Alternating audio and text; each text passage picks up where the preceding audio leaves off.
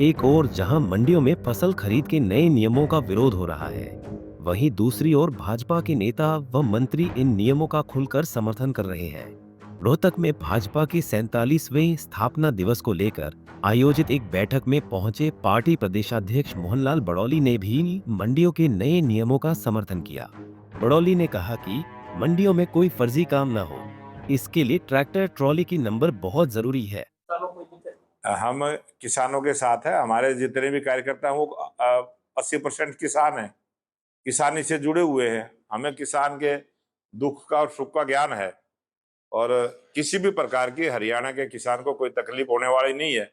लेकिन विपक्ष जरूर प्रचार कर रहा है कि किसानों को सबको खुले आना चाहिए और किसानों को रोकना नहीं चाहिए।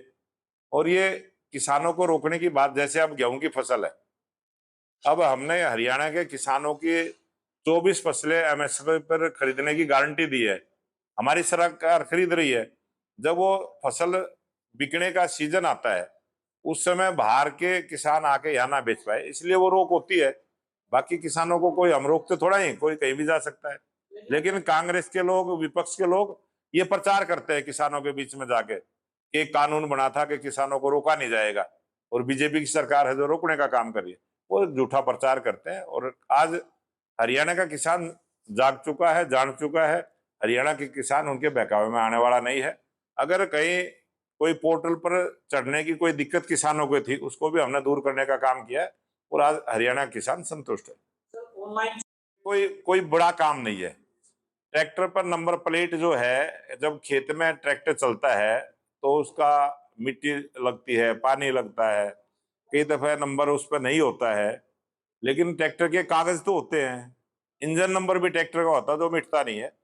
तो वो थोड़ा सा इतना ही है कि कोई बाहर का व्यक्ति एंट्री ना करे, हमारे हरियाणा के किसान को किसी भी प्रकार का नुकसान ना हो और किसी भी प्रकार का कोई त्रुटि ना हो, उसके लिए सारी एक सेफ्टी पॉइंट है कि उसका नंबर होना चाहिए, डिटेल होनी चाहिए, किसान किस साधन से लेके आया है, वो एक रिकॉर्ड रहे, फर्जी काम ना हो। और हमारी सरकार की यही एक खासियत है, अगर फर्जी काम ना हो, एक्चुअल काम हो, ये हमारी सरकार की उपलब्धि है और हम इसको सरेआम बोलते हैं।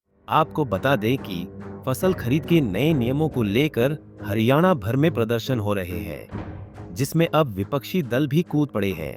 प्रदर्शनकारी किसानों का कहना है कि जब मेरी फसल, मेरा ब्यौरा में फसल से लेकर फर्द तक सारी जानकारियां सरकार के पास है, तो इन नए नियमों को लागू करके किसानों को क्यों परेशान किया जा रहा है।